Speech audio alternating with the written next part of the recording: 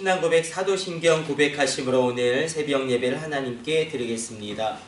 전능하사 천지를 만드신 하나님 아버지를 내가 믿사오며 그 외아들 우리 주 예수 그리스도를 믿사오니 이는 성령으로 잉태하사 동정녀 마리아에게 나시고 본디오 빌라도에게 고난을 받으사 십자가에 못 박혀 죽으시고 장사한 지 사흘 만에 죽은 자 가운데서 다시 살아나시며 하늘에 오르사 전능하신 하나님 우편에 앉아 계시다가 저리로서 산자와 죽은 자를 심판하러 오시리라.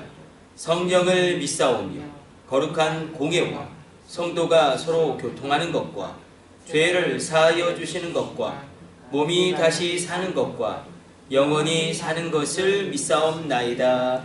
아멘. 찬송가 123장 찬송 드리겠습니다.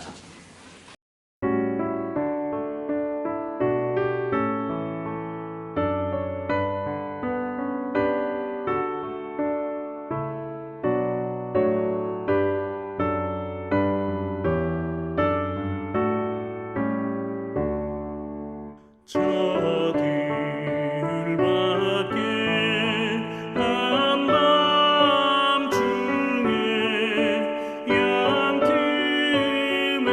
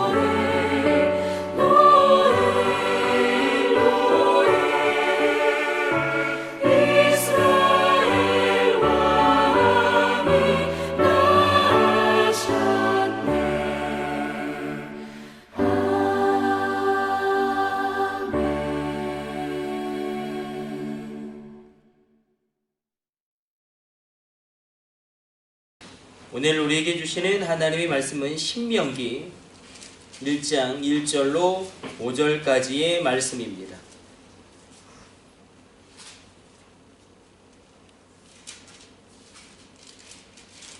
신명기 1장 1절로 5절까지 말씀 우리 같이 읽습니다. 이는 모세가 요단 저편 숲 맞은편의 아라바 광야 곧 바란과 도벨과 라반과 하세롯과 디사합 사이에서 이스라엘 무리에게 선포한 말씀이니라. 호렙산에서 세일산을 지나 가데스 바니아까지 10하룻길 이었더라. 40째 해 11째 달 그 달 첫째 날에 모세가 이스라엘 자손에게 여호와께서 그들을 위하여 자기에게 주신 명령을 다 알렸으나 그때는 모세가 헤스본에 거주하는 아모리 왕 시온을 쳐 죽이고 에드레이에서 아스다롯에 거주하는 바산왕 옥을 쳐 죽인 후라. 모세가 요단 저쪽 모압 땅에서 이 율법을 설명하기 시작하였더라. 일러스되 아멘. 오늘부터 우리가 신명기 말씀 살펴보기를 원하는데 구약에는 큰 해석의 기둥이 있고 어떻게 보면 구약은 신명기 역사관 그리고 역대기 역사관이라는 두 가지 신앙의 어떤 관점을 기준으로 구약이 기술되어지고 있고 쓰여지고 있습니다. 신명기 사관적인 입장에서 기록되어진 성경이 모세오경 그리고 사무엘 상하 이런 말씀들을 우리가 꼽을 수 있다면 역대기 사관에 의거해서 그 신앙의 관점으로 성경을 기록하게 하신 그 하나님의 말씀은 우리가 잘 알 수 있듯이 역대기 상하라든지 시편이라든지 잠언이라든지 전도서 그런 말씀들을 우리가 생각할 수 있을 것입니다.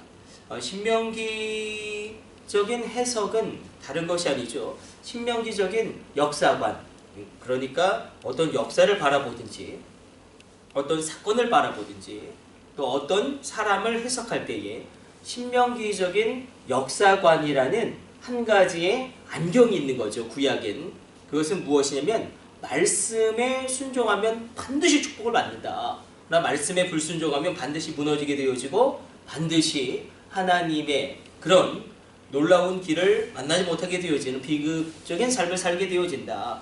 그러니까 말씀에 순종하면 복이 오게 되었고 하나님의 축복을 받게 되겠지만 말씀에 순종하지 아니하면 저주를 받게 된다. 이게 신명기적인 그 구약의 큰 기둥입니다.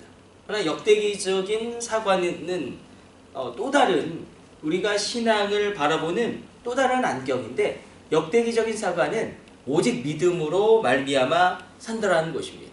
오직 믿음으로 말미암아 산다. 이 두 가지가 역동적으로 구약에서 하나님의 마음을 우리에게 알려주는 두 가지 큰 세상을 바라보고 우리 신앙을 해석하고 우리 인생을 풀어나가는 중요한 하나님이 우리에게 주시는 어떻게 보면 우리가 신앙을 해석하고 우리 삶을 받아들이는 해석의 관점입니다. 이 두 가지가 다 있습니다. 예전에 읽은 책 가운데 제널드 L. 시처 목사님이 하나님 앞에서 많이 울다 이런 책이 있었습니다. 그러니까 이분이 이렇게 가족들과 함께 여행을 가는데 한 미친 그 운전자가 술에 취해서 이렇게 교통사고가 일어났는데 2명의 자녀가 그 자리에서 직사하고 자기 아내도 죽고 장인과 장모도 죽고 자기 혼자만 살았습니다. 이 목사님이 그런데 너무너무 괴로운 거예요. 그래서 하나님 앞에서 이게 회복이 안 되는 것입니다. 그런데 하나님께서는 은혜를 베푸셔서 그러니까 믿음으로 사는 것이죠. 오직 의인은 믿음으로 말미암아 살리라.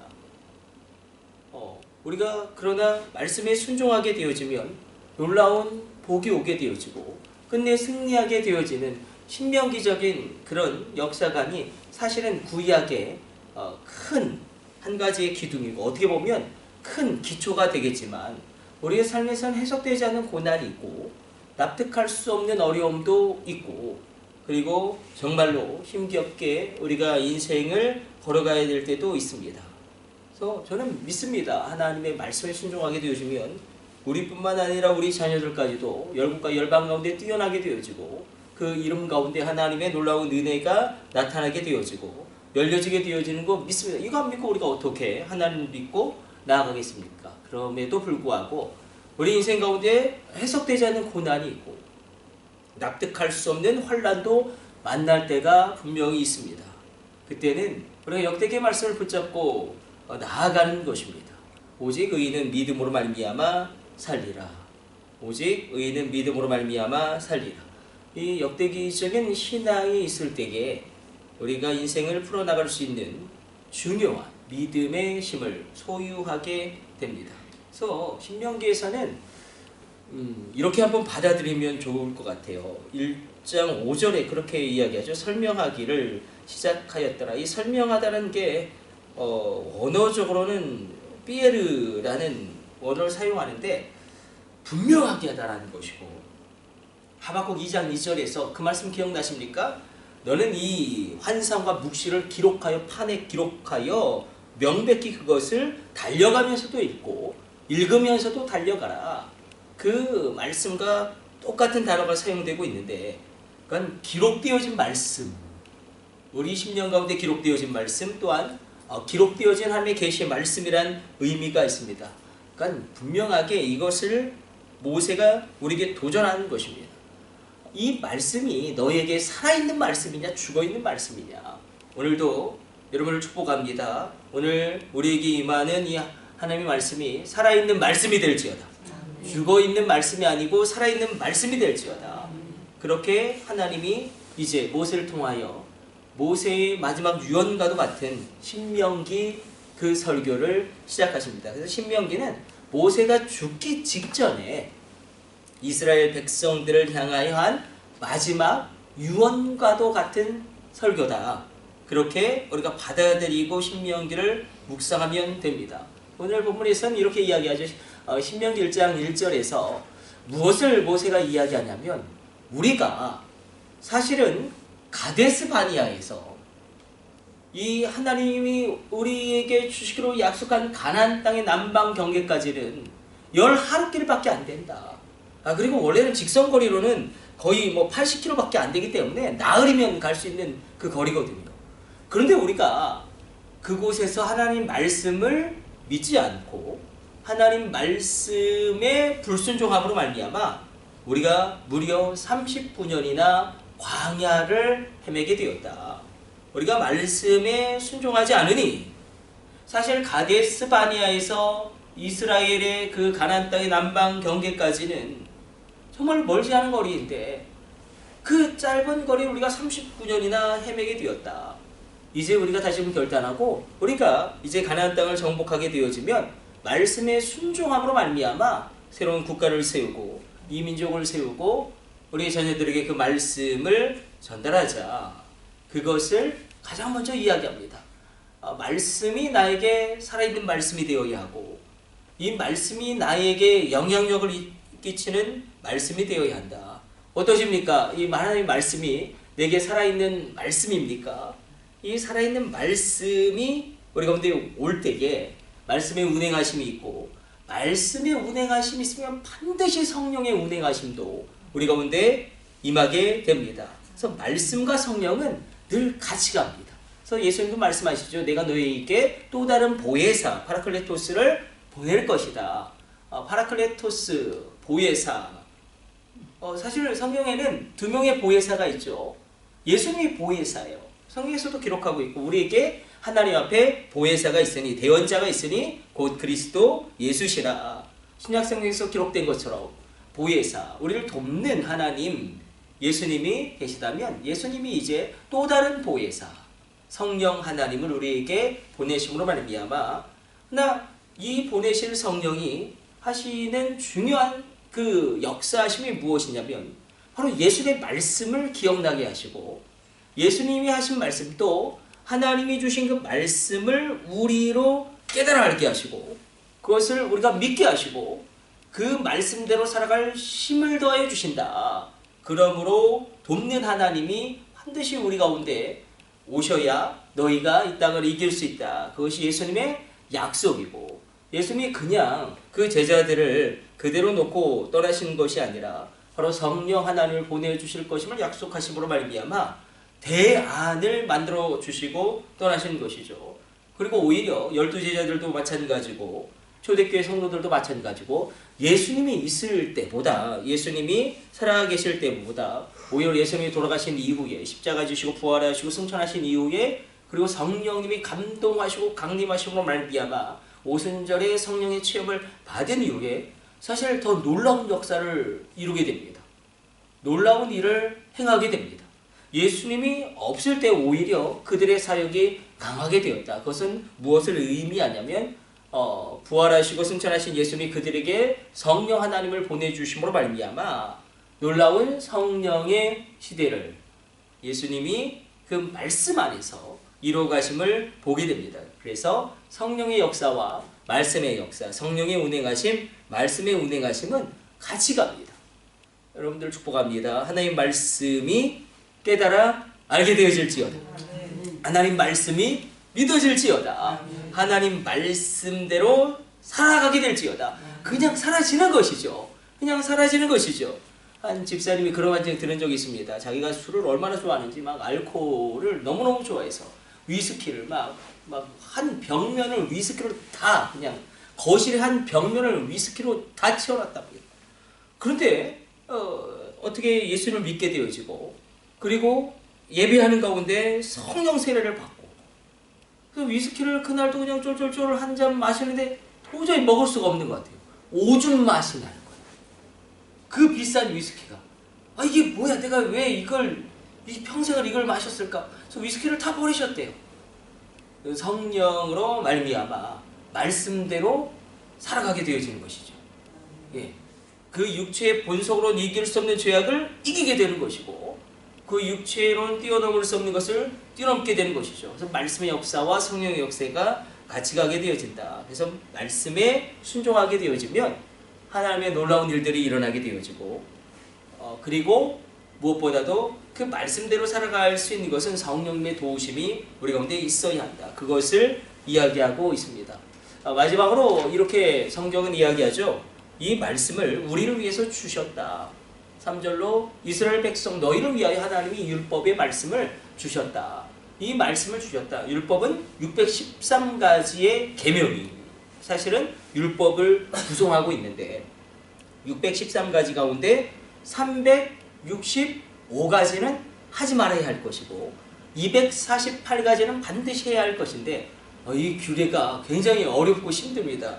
그러니까 우리가 예수님의 십자가와 부활의 놀라운 능력으로 말미암아 또 성령님의 강림하심으로 말미암아 이 모든 율법들이 예수님에 의해서 재해석되어지고 어떤 율법들은 폐지되어지고 어떤 율법들은 강화되어지고 어떤 율법들은 변경되어짐으로 말미암아 우리가 성령으로 말미암아 이제는 율법에서 얽매이는 것이 아니라 성령으로 말미암아 우리가 해야 할 일과 하지 말아야 할 일이 분별되어지는 놀라운 은혜가 우리 가운데 임하게 되었습니다.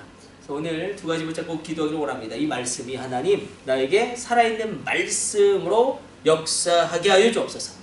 성령으로 감동하여 주사 말씀이 깨달아 알게 되어지고 말씀이 믿어지게 되어지고 말씀대로 살아갈 성령 충만을 부어주시고 성령의 세례를 부어 주옵소서. 말씀이 살아나기를 원합니다.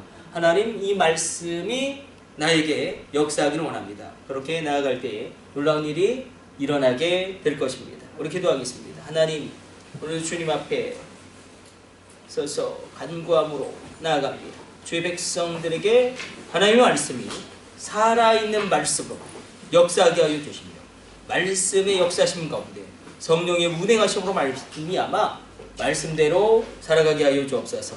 하나님 말씀에 순종하면 반드시 승리합니다. 그 말씀대로 걸어갈 때에 반드시 이기게 되어지고 극복하게 되어지는 놀라운 문이 열려짐을 우리로 인정하게 하여 주옵소서.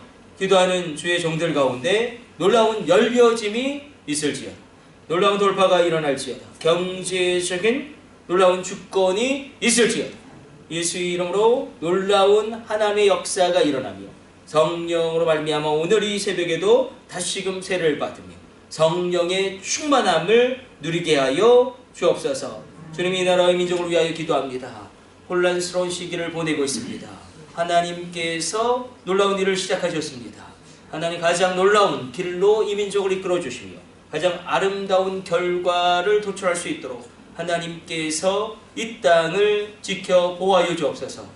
일제 36년간의 약제 가운데서도 이 나라를 지켜주시고 6.25 동란 가운데서도 이 땅을 보호하여 주신 주님, 근현대사의 격동기를 하나님 은총 가운데 뚫고 이렇게 우리가 세계 선교를 감당하는 하나님의 귀한 제사장 나라가 되었습니다. 이 나라의 민족 가운데 은혜와 긍휼을 베풀어 주옵소서. 우리에게 하나님의 놀라운 은총을 더하여 주사 저희 위정자들을 위하여 기도합니다. 바른 선택을 하게 하여 주시고 바른 길을 걸어가게 하여 주시고 바른 결단을 하게 하여 주옵소서. 이 모든 것을 우리 주 예수님의 이름으로 기도드립니다. 아멘. 주님 가르쳐 주신 기도 올려드립니다. 하늘에 계신 우리 아버지여, 이름이 거룩히 여김을 받으시오며 나라의 마옵시며 뜻이 하늘에서 이룬 것 같이 땅에서도 이루어지이다. 오늘날 우리에게 일용할 양식을 주옵시고 우리가 우리에게 죄 지은 자를 사하여 준 것 같이 우리의 죄를 사하여 주옵시고 우리를 시험에 들게 하지 마옵시고 다만 악에서 구하옵소서. 나라와 권세와 영광이 아버지께 영원히 있사옵나이다. 아멘. 주여, 3층 하시고 합심으로 기도하시다가 우리 자유롭게 돌아가도록 하겠습니다. 우리 합심으로 기도합니다. 주여, 주여, 주여.